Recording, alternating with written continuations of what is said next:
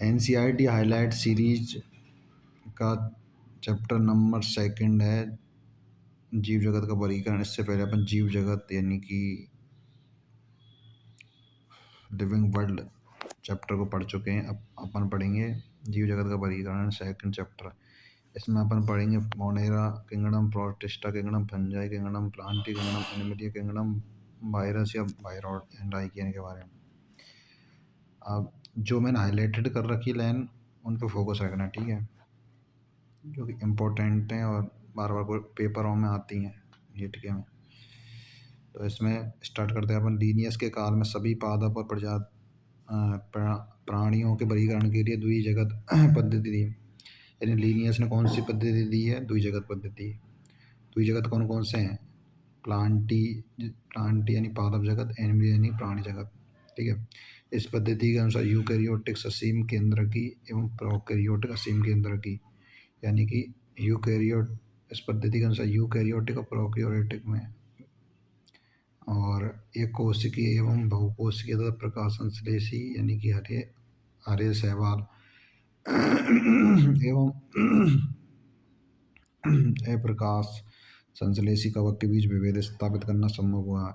यानी कि जो ये पद्धति है ना, इसके द्वारा यूकैरियोटिक, प्रोकैरियोटिक, एक कोशिकीय, बहुकोशिकीय, प्रकाश संश्लेषण करने वाले, अप्रकाश संश्लेषण करने वालों के बीच में विभेदन करना संभव हुआ है। और वर्गीकरण की द्विजगत पद्धति अपर्याप्त सिद्ध हो रही थी। इसके अतिरिक्त वर्गीकरण के लिए आकारिकी के साथ साथ कोशिका संरचना, कोशिका वृद्धि के लक्षण, पोषण की विधि, आवास, प्रजनन की विधि या विकास संबंधों को भी समाहित करने की आवश्यकता महसूस की जाने लगी।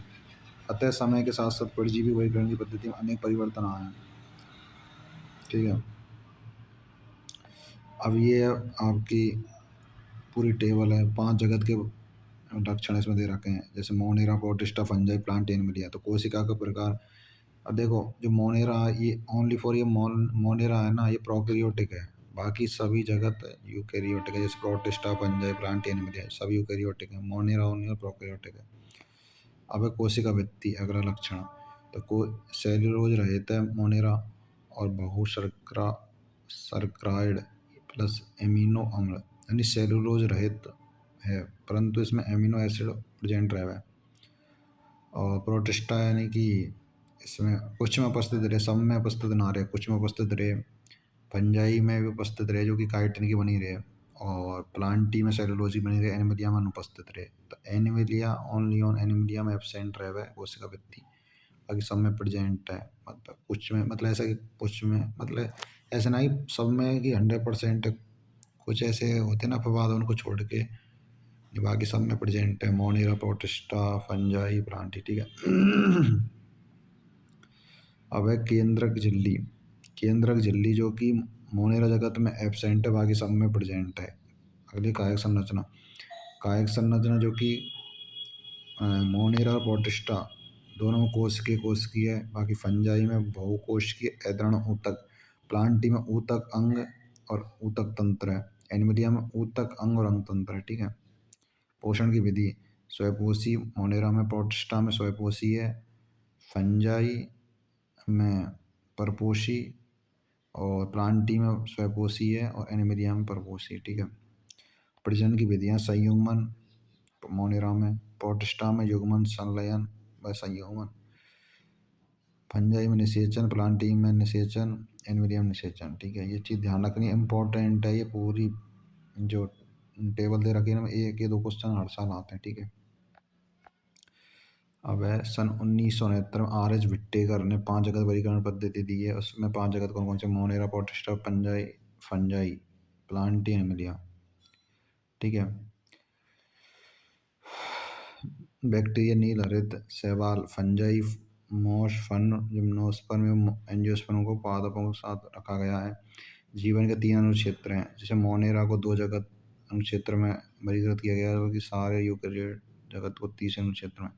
यानी मोनेरा जो जगत है उसके अंतर्गत 2 अनुक्षेत्र आते हैं, और यूकैरियोट जो जगत है उसमें उसको तीसरे अनुक्षेत्र में, मोनेरा को 2 अनुक्षेत्र में वर्गीकृत किया गया है और यूकैरियोट को तीसरे अनुक्षेत्र में कोशिकीय जीवों को बहुकोषीय जीवों के साथ वर्गीकरण किया गया है, जैसे क्लेमाइडोमोनास, स्पाइरो वगैरह। ये कोशिकीय जीव हैं तो इनको बहुकोषीय जीवों के साथ वर्गीकृत किया गया था। ये एग्जाम्पल है क्लेमाइडोमोनास, स्पाइरो वगैरह। इस वर्गीकरण में कवकों जैसे परपोषी का हरित पादपों जैसे स्वयंपोषी के बीच विभेदन नहीं किया गया, जबकि कवकों की कोशिका भित्ति काइटिन की एवं हरित शैवाल की सेल्यूलोज की बनी होती है। मतलब कवकों की तो काइटिन की आपने टेबल में पढ़ा है, हरित पादप यानी पादपों की सेल्यूलोज की बनी है, ये भी टेबल में मेंशन है। सभी प्रोकैरियोटिक जीवधारियों के साथ मोनेरा एक कोश के जीवधारियों को प्रोटिस्ट यानी प्रोकैरियोटिक जो जीवधारी हैं प्रोकैरियोटों के साथ मोनेरा को इंक्लूड किया है, और एक कोश के जीवधारियों को प्रोटिस्टा के अंतर्गत रखा गया है। प्रोटिस्टा जगत के अंदर कोशिका भित्ति युक्त क्लेमाइडोमोनास, क्लोरेला जिन्हें पहले पादप के अंतर्गत शैवालों में रखा गया।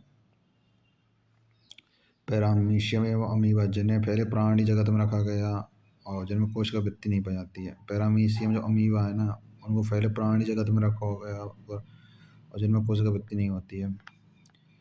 समय के साथ साथ वर्गीकरण की ऐसी पद्धति विकसित करने का प्रयास किया गया जो न सिर्फ आकारिकी कायिक प्रजनन संबंधी समानताओं पर आधारित है, बल्कि जाति वृत्तीय और विकासीय संबंधों पर आधारित है। अब इसमें पहला जगत है मोनेरा जगत है ना। तो मोनेरा जगत में सबसे ज़्यादा मतलब ऐसे हैं कि बैक्टीरिया जीवाणु पाए जाए हैं, यानी सभी बैक्टीरिया मोनेरा जगत के अंतर्गत आते हैं, सीधी बात है। सर्वाधिक संख्या में पाए जाते हैं और ये गर्म जल के झरने, मरुस्थल, बर्फ, गहरे समुद्र में तो हर कंडीशन में पाए जाएंगे, विषम प्रतिकूल परिस्थिति में और सभी स्थानों पर पाए जाएं। बैक्टीरिया को उनके आकार के आधार पर 4 समूहों में वर्गीकृत किया गया है।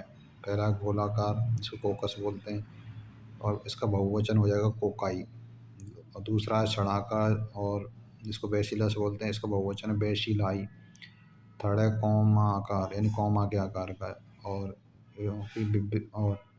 बिब्रियम या फिर बहुवचन इसको बिब्रियो। चौथा है सर्पिलाकार यानी स्पाइरिलम, बहुवचन है स्पाइरिला। जो चित्र में दे रखे हैं, पहला तो बेसिलाई है, ठीक है, जो कि क्षण के आकार का है, और इसमें बीजाणु को दिखाया गया है, ठीक है। इसके सिरे पे देखो बीजाणु दिखा रखा है। दूसरा इसमें स्पाइरेला, चित्र में देखो स्पाइरेला, ठीक है, इसके जो सिरे पे कसाव दिखा रखी हैं। तीसरा बिब्रियो, ठीक है, बिब्रियो यानी जो कौमा आकार का, ठीक है। ये चीज़ है, विभिन्न आकार के बैक्टीरिया हो गए, ठीक है। अब अगला इसमें चपापचय या उपापचय की दृष्टि से अन्य जीवधारियों की तुलना में बैक्टीरिया में बहुत अधिक विविधता पाई जाती है। बैक्टीरिया में सबसे अधिक विविधता पाई जाती है, जो अन्य जीवधारियों के से कंपेयर करेंगे तो बैक्टीरिया में सबसे अधिक विविधता मिलेगी। इसमें फैला है आर्द्र बैक्टीरिया। बैक्टीरिया के प्रकार हैं, फैला आर्द्र बैक्टीरिया। ये विशिष्ट प्रकार के बैक्टीरिया अत्यंत कठिन बाह्य स्थानों जैसे अत्यंत लवणीय क्षेत्र यानी हेलोपी, गर्म झरने, थर्मोएसिडोफिल, कच्छ क्षेत्र यानी मैथनोजन, जो कि इंपॉर्टेंट है, नीट में आया हुआ है। ये फैलेगा लवणीय क्षेत्र, गर्म झरने, कच्छ क्षेत्र, मैथनोजन, ठीक है। और यही लक्षण अन्य प्रतिकूल अवस्था में जीवित रखने के लिए उत्तरदायी। मैथनोजन अनेक रूमिनेंट पशुओं जैसे गाय एवं भैंस के आंत्र में इनके गोबर में मीथेन गैस का उत्पादन करें, ये भी नीट में आया हुआ है। यानी मैथनोजन या रूमिनेंट जो पशु है ना, जैसे गाय और भैंस, इनके जो गोबर में जो मीथेन गैस उपस्थित रहे, ये तो जानते होंगे ना, मीथेन गैस उपस्थित होती है, तो ये चीज़ इंपॉर्टेंट है। अगला यू बैक्टीरिया। हजारों यू बैक्टीरिया अथवा वास्तविक बैक्टीरिया की पहचान एवं कठोर कोशिका भित्ति, यानी वास्तविक जो बैक्टीरिया की जो क्या पहचान है, कठोर कोशिका भित्ति एवं एक कशाव, जिसको चल बैक्टीरिया द्वारा की जाती है। यानी एक मतलब कठोर भित्ति, कठोर कोशिका भित्ति होना जरूरी है, इसके साथ साथ एक कशाव की उपस्थिति भी जरूरी है, तभी वो वास्तविक बैक्टीरिया है। साइनोबैक्टीरिया जिन्हें नील शैवाल भी कहते हैं में हरित पादपों की तरह क्लोरोफिल ए पाया जाता है। ये प्रकाश संश्लेषी स्वयंपोषी होते हैं। साइनोबैक्टीरिया एक कोश की कॉलोनी है अथवा तंतु में एलवणीय जलीय समुद्री अथवा स्थलीय शैवाल हैं। इनकी कॉलोनी प्राय जरीनुमा आवरण से ढकी रहती है, जो प्रदूषित जल में बहुत फलते फूलते हैं। और बैक्टीरिया जैसे नॉनस्टॉक एनावेना पर्यावरण के नाइट्रोजन को टेटेरोसिस्ट नामक विशिष्ट कोशिका द्वारा स्थिर करते हैं। ये नाइट्रोजन को स्थिरीकरण में कौन सी कोशिका सम्मिलित है? टेटेरोसिस्ट। और रसायन संश्लेषण बैक्टीरिया नाइट्रेट, नाइट्राइट, अमोनिया जैसे अकार्बनिक पदार्थों को ऑक्सीकृत कर मुक्त ऊर्जा का उपयोग एटीपी उत्पादन के लिए करते हैं। ये नाइट्रोजन, फास्फोरस, आयरन एवं सल्फर जैसे पोषकों को पुनर्चक्रण में भी शामिल है। ठीक है। परपोषी बैक्टीरिया प्रकृति में बहुलता से पाए जाते हैं, यानी कि परपोषी बैक्टीरिया प्रकृति में बहुत अधिक संख्या में पाए जाते हैं। इन परपोषी बैक्टीरिया में से अनेक का मनुष्य के जीवन में संबंधी गतिविधियों में महत्वपूर्ण योगदान है। जैसे दूध से दही बनाने में बैक्टीरिया का उपयोग होता है। प्रतिजैविक के उत्पादन में बैक्टीरिया का उपयोग होता है। लैगिंग पादपों की जड़ों में नाइट्रोजन स्थिरीकरण में, यानी कि दूध से दही बनाने प्रतिजैविक के रूप में लैगिंग पादप की जड़ों में जो नाइट्रोजन स्थिरीकरण करे वो भी बैक्टीरिया ही करेगा। कुछ बैक्टीरिया रोगजनक होते हैं जो मनुष्य, फसलों, फार्म, पालतू पशुओं को हानि पहुंचाते हैं। कुछ बैक्टीरिया कैसे होते हैं? रोगजनक, जो कि रोग उत्पन्न करें। कुछ तो जैसे लाभदायक रहें, जैसे दूध से दही बनाएगा, प्रतिजैविक का उत्पादन करेगा, नाइट्रोजन स्थिरीकरण करेगा। ठीक है, ये तो अपने लाभदायक है। और अलाभदायक है, हानिकारक या फिर रोगजनक, जो रोग उत्पन्न करें। वो मनुष्य, फसलों, फार्म यानी खेत वगैरह एवं पालतू पशुओं को हानि पहुंचाते हैं। ठीक है। बैक्टीरिया के कारण हैजा, तो बैक्टीरिया के कारण कौन कौन से रोग हो सके? हैजा है सके, टाइफाइड, टिटनेस, साइट्रस कैंकर। ठीक है। तो बैक्टीरिया के दोनों तरह से काम करे, मतलब लाभदायक के रूप में जैसे दही बनाने में, प्रतिजैविक उत्पादन में, लैगिंग पादपों की जड़ों में, नाइट्रोजन स्थिरीकरण में, और हानिकारक के रूप में यानी कि एक तरीके से रोगजनक के रूप में जैसे मनुष्य, फसलों, फार्म, पालतू पशुओं को हानि पहुंचाता है। और इससे कौन कौन से रोग हो जाते हैं? हैजा, टाइफाइड, टिटनेस, साइट्रस कैंकर। ठीक है, ये चीज़ है। और देखो ये एक तंतु में सेवा नॉन स्टॉक है, जो कि हेटेरोसिस्ट कोशिका आ रही थी उसमें टेटेरोसिस्ट बोल रखा है उसमें, पर हेटेरोसिस्ट है ये। और इसमें ये बाहर का जो ये आवरण है, ठीक है, ये श्लेष्मी आच्छाद है, यानी श्लेष्म ही परत। ठीक है। और एक विभक्त हुआ बैक्टीरिया, इसमें देखो कोशिका भित्ति देख रखी, चारों तरफ कोशिका भित्ति है। कोशिका भित्ति के नीचे क्या है? कोशिका झिल्ली। और कोशिका की झिल्ली के नीचे डीएनए दिखा रखा है। ठीक है, देखो इसमें कोशिका भित्ति सबसे बाहर, फिर उसके बाद में कोशिका झिल्ली, फिर डीएनए। ठीक है, बैक्टीरिया का चित्र है। बैक्टीरिया प्रमुख रूप से कोशिका विभाजन और प्रजनन करते हैं। कभी कभी विपरीत परिस्थितियों में बीजाणु बनाते हैं, लैंगिक प्रजनन भी करते हैं, जिनमें एक बैक्टीरिया से दूसरे बैक्टीरिया में डीएनए का प्राथमिक स्थानांतरण होता है। माइकोप्लाज्मा ऐसे जीवधारी हैं जिनमें कोशिका भित्ति बिल्कुल नहीं पाई जाती। सबसे छोटी जीवित कोशिका है ये, जो कि ऑक्सीजन के बिना भी जीवित रह सके। माइकोप्लाज्मा प्राणी और पादपों के लिए रोगजनक है। देखो ये क्वेश्चन नीट में बहुत बार आ चुका है कि माइकोप्लाज्मा जिसमें कोशिका भित्ति एब्सेंट रहे, यानी और सबसे छोटी जीवित कोशिका भी यही, और माइकोप्लाज्मा को पादपों के लिए रोगजनक भी कहा जाता है। अब मोनेरा जगत के बाद अपन पढ़ेंगे प्रोटिस्टा जगत। इसमें एक कोशिका यूकेरियोट को प्रोटिस्टा के अंतर्गत रखा गया है। एक जीव विज्ञानी के लिए जो प्रकाश संश्लेषी प्रोटिस्टा है, भाई ठीक दूसरे के लिए एक पादप हो सकता है। इसमें मतलब क्राइसोफाइट आते हैं, डायनोफ्लेजिलेट आ गए, यूग्लिनोइड आ गए, अपवंकवा, प्रोटोजोआ। तो अपन पहले पढ़ेंगे क्राइसोफाइट। क्राइसोफाइट यानी कि इस समूह के अंतर्गत डाइटम एवं सुनहरे शैवाल आते हैं। ये स्वच्छ जलीय एवं लवणीय समुद्री पर्यावरणीय दोनों में हो सकते हैं। ये अत्यंत सूक्ष्म होते हैं, जलधारा के साथ निश्चित रूप से बहते हैं। डाइटम में कोशिका भित्ति साबुनदानी, यानी साबुनदानी आपने देखी होगी जिसमें साबुन को रखते हैं, उसका समान रहे हुए। और तो इसी के अनुरूप दो अति छादित कवच होते हैं। साबुनदानी में दो कवच रहे हुए ना, तो भाई ढक देखो, दो कवच रहेंगे तो बाकी अंदर साबुन रख देंगे, तो वही चीज़ है। इन भित्तियों में सिलिका होती है जिस कारण ये नष्ट नहीं होती है। इस प्रकार मृत डाइटम अपने परिवेश यानी वासस्थान में कोशिका भित्ति के अवशेष बहुत बड़ी मात्रा में छोड़ देते हैं। करोड़ों वर्षों में जमा हुए इस अवशेष को डाइटम में मृदा कहते हैं। मृदा का उपयोग पॉलिश करने, तेल तथा सिरप के निस्संदन में किया जाता है। ये समुद्र के मुख्य उत्पादक हैं। ये इम्पोर्टेंट क्वेश्चन है कि क्राइसोफाइट यानी कि डाइटम है जो कि समुद्र के मुख्य उत्पादक माने जाते हैं, और इनमें जो साबुनदानी के समान जो संरचना हो पाई जाती है इसमें कोशिका भित्ति, ये भी इम्पोर्टेंट है। डायनोफ्लेजिलेट अगला है। ये समुद्री एवं प्रकाश संश्लेषी होते हैं। इसमें प्रमुख वर्णों के आधार पर यानी पीले, हरे, भूरे, नीले, यानी प्रमुख वर्ण अलग अलग तरह के वर्णों पाए जाते हैं। जैसे पीला, हरा, भूरा, नीला और लाल रंग का। इन्हीं कोशिका भित्ति के बाह्य सतह पर सेल्यूलोज की कड़ी पट्टिका होती है। अधिकतर डायनोफ्लैजिलेट में दो कसाव होते हैं। मतलब अधिकतर जो डायनोफ्लैजिलेट है ना, उनमें दो कसाव रहे में, एक लंबवत रहवेगो और एक अनुप्रस्थ, यानी एक खड़ी हुई अवस्था में और एक क्षैतिज यानी कि बैठी हुई अवस्था। तो अनुलंबत और अनुप्रस्थ तो जानते होंगे। तो एक लंबवत तथा दूसरा अनुप्रस्थ रूप से भित्ति पट्टिका के बीच खांच में उपस्थित होता है। तो एक लंबवत और एक अनुप्रस्थ यानी क्षैतिज, दोनों के बीच में जो खांच है ना, उसमें उपस्थित रहे। रेड लाल डायनोफ्लैजिलेट की संख्या में विस्फोट होता है, जो समुद्र का जिससे समुद्र का रंग कैसा हो जाएगा, लाल रंग का।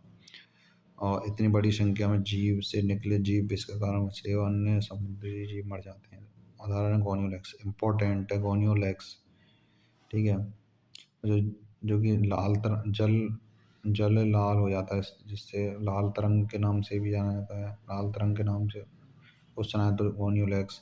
इस समुद्र में जल का लाल रंग हो जाता है किसी कारण, गोनियोलेक्स इम्पोर्टेंट है। अगला यूग्लिनोड। यूग्लिनोड जो कि शुष्क जल में पाया जाने वाला जीवधारी है, जो स्थिर जल में पाए जाते हैं। कौन से जल में पाए जाते हैं? बहते हुए जल में पाए जाते हैं, स्थिर जल में, स्थिर में। ठीक है। यानी कि कोशिका भित्ति प्रोटीन युक्त पेलिकल परत की बनी होती है। तो ये इंपॉर्टेंट क्वेश्चन है, नीट में बहुत बार आ चुका है कि पेलिकल परत की बनी होती है यूग्लिनोड में कोशिका भित्ति। और इसमें दो कसाव होते हैं, एक छोटा और एक दूसरा लंबा। यद्यपि सूर्य के प्रकाश की उपस्थिति में प्रकाश संश्लेषी, ये सूर्य के जो प्रकाश की उपस्थिति में प्रकाश संश्लेषी की तरह व्यवहार करेंगे ये। और सूर्य के प्रकाश की अनुपस्थिति में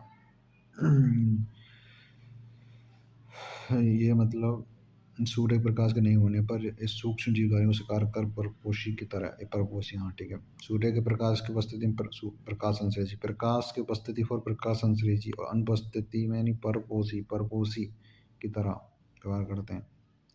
यूग्लिनोड में पाए जाने वाले वर्णक उच्च पादपों में उपस्थित वर्णकों के समान है, जो एग्जाम्पल यूग्लिना। तो इसमें क्वेश्चन कहाँ कहाँ से बन सके? एक तो ये है कि कोशिका भित्ति की जगह है ना, प्रोटीन युक्त पदार्थ की परत पेरिकल है, यानी पेरिकल की परत होती है, यहाँ से एक क्वेश्चन बना है। और एक ये है कि यूग्लिनोड में पाए जाने वाले वर्णक उच्च पादपों में उपस्थित वर्णकों के समान है। मतलब ये चीज़ है, यहाँ पे दो क्वेश्चन की संभावना ज़्यादा रहे और नीट में ये मल्टीपल बार रिपीट है। अगला अभ्भंग कवक। अभ्भंग कवक जिसको मृतपोषी प्रोटिस्टा भी कहा जाता है। अभ्भंग कवक को क्या बोला जाता है? मृतपोषी प्रोटिस्टा। क्योंकि अनुकूल परिस्थितियों में ये समूह प्लाज्मोडियम बनाते हैं, जो कई फीट तक की लंबाई का हो सकता है। अनुकूल परिस्थितियों में प्लाज्मोडियम, प्रतिकूल परिस्थिति में ये बीजाणु युक्त फलनकाय बनाएगा। ये चीज़ है। देखो एक तरीके से ऐसे याद रख सकते हो, प्रतिकूल यानी कि परिस्थितियाँ, प्रतिकूल यानी कि अपने विपरीत परिस्थितियाँ। तो भाई अपन परिश्रम करेंगे तो विपरीत परिस्थिति चल रही मान के चलो, तो भाई उसका फल भी तो मिलेगा ना भाई। प्रतिकूल परिस्थिति परंतु फल भी तो मिलेगा। तो बीजाणु युक्त फलन का में तो फल, प्रतिकूल परिस्थिति में क्या मिलेगा? फल। तो ऐसे याद रख सकते हो। और एक याद हो जाएगा, दूसरा तो अपने आप को याद हो जाएगा। जैसे अनुकूल अनुकूल परिस्थिति प्लाज्मोडियम नॉर्मल है, तो प्रतिकूल परिस्थिति में फलन का है। ठीक है। अगला प्रोटोजोआ। सभी प्रोटोजोआ परपोषी होते हैं, जो परभक्षी अथवा परजीवी के रूप में, परभक्षी और परजीवी दोनों के रूप में काम कर रहे हैं। और प्रोटोजोआ के चार समूह में वर्गीकृत किया गया है। जैसे पहला अमीबी प्रोटोजोआ। ये जीवधारी स्वच्छ जल, समुद्री जल, नम मृदा में पाए जाते हैं। स्वच्छ जल में पाए जाएंगे, समुद्री जल में पाए जाएंगे, नम मृदा में पाए जाएंगे। और ये अपने कूट पादों की सहायता से शिकार को पकड़ते हैं, जैसे एंट, अमीबा, परजीवी इसका एग्जाम्पल है। ये फैला हो गया डायनोफेजिट, चित्र में दिख रहा होगा। ये यूग्लिना हो गया, या पंख परत या पंख कवक कवक है ये। और ये अपना अभ्भंग कवक है, उससे नंबर पर या 10 नंबर पर पैरामीशियम। ठीक है। ये चीज़ है। इसमें दूसरा अपन कसावी प्रोटोजोआ। इस समूह के सदस्य स्वच्छंद अथवा परजीवी होते हैं और इनके शरीर पर कसाव पाए जाते हैं। कसाव की उपस्थिति रहती है तो इनको कसावी प्रोटोजोआ बोला जाता है। परजीवी कसावी प्रोटोजोआ बीमारी कारण निद्रालु व्याधि नामक बीमारी होती है। मतलब जो परजीवी कसावी जो प्रोटोजोआ है, उसमें कौन सी बीमारी हो जाती है? निद्रालु व्याधि नामक बीमारी। एग्जाम्पल है ट्रिपिनोसोमा, इम्पोर्टेंट है। ठीक है। पश्चिमावी प्रोटोजोआ यानी पश्चिमा भावों की लयबद्ध गति के कारण जल से पूरित भोजन ग्रेड की तरफ भेज दिया जाता है। उदाहरण पैरामीशियम। अगला स्पोर जो हुआ जीवन चक्र में संक्रमण करने योग्य बीजाणु जैसी अवस्था पाई जाती है। इसमें कुख्यात प्लाज्मोडियम उपस्थित होते हैं। अगला अपना जगत है कवक यानी फंजाई जगत। सामान्य छत्रक मशरूम यानी कुकुरमुत्ता टोड स्टूल भी फंजाई है। सरसों की पत्ती पर स्थित सफेद धब्बे परजीवी फंजाई के कारण होते हैं। ठीक है, जो सरसों की जो पत्ती पे सफेद धब्बे हैं ना, वो परजीवी फंजाई के कारण होते हैं। एक कोशिक फंजाई जैसे यीस्ट का उपयोग रोटी तथा बियर बनाने के लिए, और गेहूं में कीट रोग पक्षीनिया कारण होता है। गेहूं में कीट रोग किसके कारण होता है? पक्षीनिया कारण। कुछ फंजाई जैसे पेनिसिलियम से प्रतिजैविक यानी एंटीबायोटिक का निर्माण होता है। फंजाई विश्वव्यापी हैं। फंजाई कैसे हैं? फंजाई यानी कवक विश्वव्यापी सभी जगह पे उपस्थित होते हैं। ये हवा, जल, मिट्टी में तथा जंतु एवं पौधे पर पाए जाते हैं। यानी हवा में पाए जाएंगे, जल में पाए जाएंगे, मिट्टी में पाए जाएंगे, जंतु में पाए जाएंगे, पौधों में पाए जाएंगे। ठीक है, फंजाई तंतु में है, लेकिन यीस्ट जो एक कोशिकीय है। फंजाई कैसे तंतु में, परंतु यीस्ट एक कोशिकीय है जो इसका अपवाद है। यानी कवक जगत का अपवाद क्या है? यीस्ट। ये लंबी पतली धागे की तरह की संरचना है जिन्हें कवक तंतु कहते हैं। ये लंबी और पतली धागे की तरह संरचना जिसे कवक तंतु कहते हैं। कवक तंतुओं के जाल को कवक जाल कहते हैं। और यानी कवक तंतु सतत नलिकाकार होते हैं जिनमें बहुकेंद्रीय कोशिका द्रव्य साइटोप्लाज्म भरा होता है। नलिकाकार रहम बहुकेंद्रीय रहम और जिनमें कोशिका द्रव्य भरा रहता है जिन्हें संकोच के कवक तंतु कहते हैं। अन्य कवक तंतु में पटिए होते हैं। फंजाई की कोशिका भित्ति काइटिन तथा पॉलीसेकेराइड बनी होती है। कवकों की कोशिका भित्ति किसकी बनी होती है? काइटिन और पॉलीसेकेराइड की। अधिकांशतः फंजाई परपोषी होते हैं। वे मृत ब्रस्टेट्स में घुलनशील कार्बनिक पदार्थ हैं और अतः इन्हें मृत परजीवी कहते हैं। जो फंजाई सजीव पौधे तथा जंतु पर निर्भर है उन्हें परजीवी कहते हैं। ठीक है, यानी जो पेड़ पौधों पर निर्भर है उसे परजीवी, और मृत ब्रस्टेट से घुलनशील कार्बनिक पदार्थों को शोषित करता है उसे मृत जीवी। लाइकेन के साथ उच्च वर्गीय पौधों के साथ कवक मूल बनाकर भी रह सकते हैं। वे सहजीवी कहलाते हैं। फंजाई में जनन काय खंडन, विखंडन, मुकुलन विधि द्वारा होता है। अलैंगिक जनन बीजाणु जैसे कॉनिडिया। अलैंगिक जनन किसके द्वारा होता है? कॉनिडिया के द्वारा। धानु बीजाणु तथा चर बीजाणु द्वारा होता है। लैंगिक जनन निषेक्ताणु ऊस्पोरा एस्कस बीजाणु तथा बेसिडियम बीजाणु द्वारा होता है। लैंगिक जनन जो कि निषेक्ताणु ऊस्पोर एस्कस जीवाणु तथा बेसिडियम यानी ऊस्पोर एस्कस बेसिडियम जीवाणु द्वारा लैंगिक जनन होता है। लैंगिक चक्र में 3 सोपान आते हैं। 2 चल अथवा अचल युग्मकों को प्रोटोप्लाज्म का संलयन होना, इस प्रक्रिया को प्लाज्मोगामी कहते हैं। 2 केंद्रकों का संलयन होना उसे केंद्रक संलयन कहते हैं। और यह द्विकेंद्रीय अवस्था यानी N+N 2N जो बनता है। अगला अपना फाइकोमाइसिटीज। फाइकोमाइसिटीज यानी कि इसमें देखो कवक जाल की आकार की बीजाणु बनने तथा फलन बनने की विधि जगत को विभिन्न वर्गों में करने का आधार बनाती है। इसमें जो पहला फाइकोमाइसिटीज जलीय आवास गली सड़ी लकड़ी नम और सीजन भरे स्थान पाए जाते हैं। फाइकोमाइसिट कहाँ पाए जाते हैं? जलीय, गली सड़ी लकड़ी नम सीजन भरे स्थानों अथवा पौधों पर वक्री परजीवी के रूप में पाए जाते हैं। कवक जाल कैसे होते हैं? अपटीय बहुकेंद्रकीय। अति पट एब्सेंट रहेगा इसमें, तो बहुकेंद्रकीय होंगे। और अलैंगिक जनन चल बीजाणु तथा अचल बीजाणु द्वारा होता है। ये बीजाणु अंतर्जात रूप से उत्पन्न होते हैं।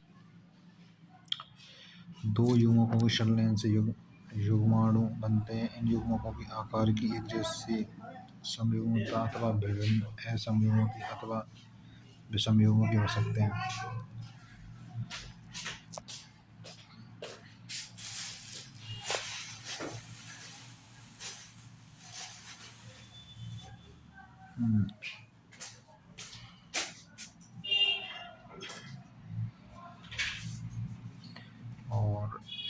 जैसे इनके जो उदाहरण है म्यूकर राइजोपस रोटी के कवक। राइजोपस मतलब रोटी के कवक, और एल्बुगो जो सरसों पर परजीवी फंजाई हैं। इधर दिख रहा होगा इसमें देखो, ये पहला म्यूकर है एवपार्ड, दूसरा है अपना एस्परजिलस, तीसरा है एगेरिकस, इसको मशरूम बोलते हैं। ठीक है, अगला है अपना एस्कोमाइसिटीज। एस्कोमाइसिटीज को थैली फंजाई के नाम से भी जाना जाता है। बिरले पाए जाने वाले एस्कोमाइसिटीज एक कोशिकीय, यानी एस्कोमाइसिटीज कैसे होते हैं, एक कोशिकीय, जैसे यीस्ट सैकेरोमाइसीस के अलावा ये बहुकोशिकीय जैसे पेनिसिलियम होते हैं। एक कोशिकीय तो एस्कोमाइसिटीज होते हैं, लेकिन यीस्ट के अलावा, यीस्ट एक कोशिकीय, इसके अलावा बहुकोशिकीय है, जिसका एग्जाम्पल है पेनिसिलियम। ठीक है,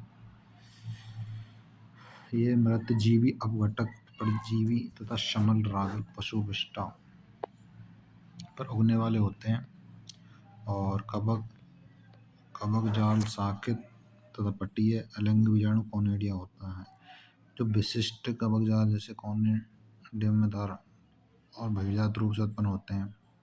ये कैसे उत्पन्न होते हैं, बहिर्जात रूप से। और कॉनिडिया अंकुरित होकर कवक जाल बनाते हैं। लैंगिक बीजाणु को एस्कस बीजाणु, लैंगिक बीजाणु क्या बोलते हैं, एस्कस बीजाणु, बीजाणु थैली सम एस्कस में अंतर्जात रूप से उत्पन्न होते हैं।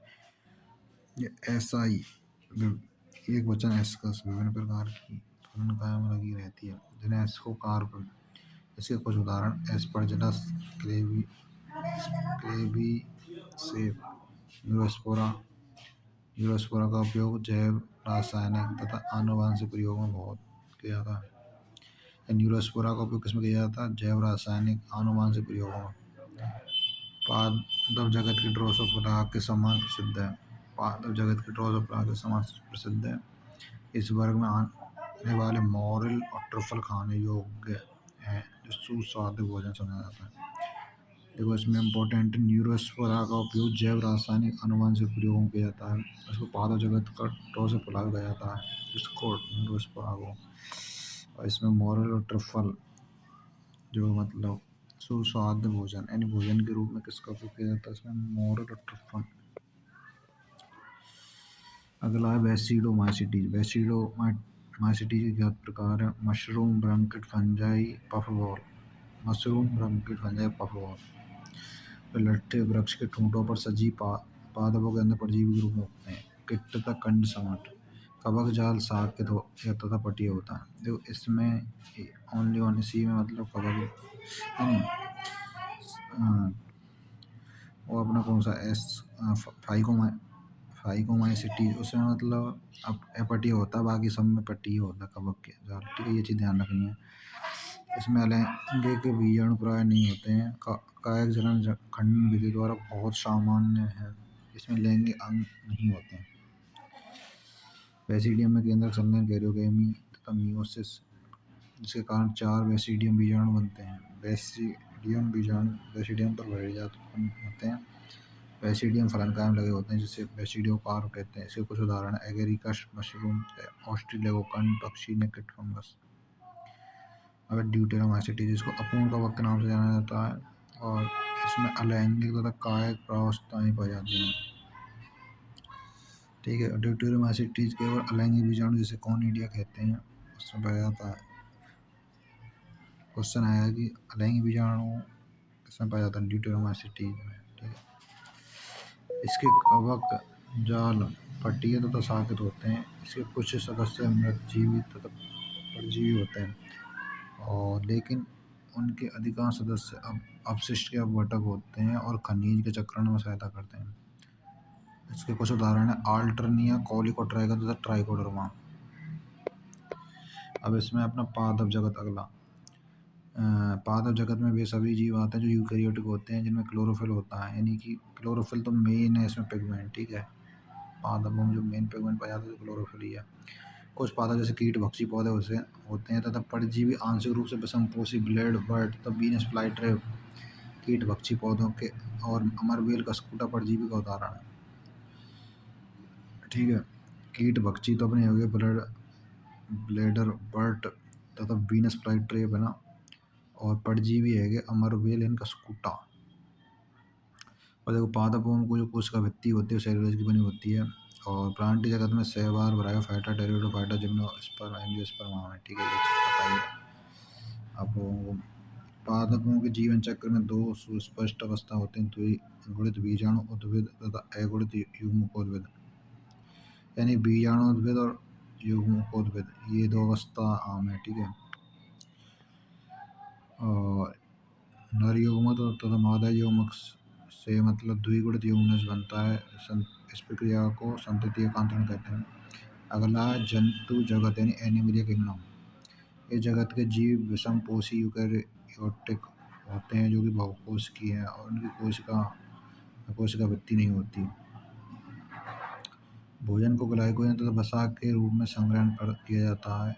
इनमें प्राणी संपोषण अर्थात भोजन का अंतर्ग्रहण करना होता है। उनमें वृद्धि का एक निर्दिष्ट पैटर्न होता है और वे पूर्ण वयस्क जीव बन जाते हैं। अगला अपना विषाणु, वायरस, वायरॉइड, ब्रोंशिक, प्रियन तथा लाइकेन।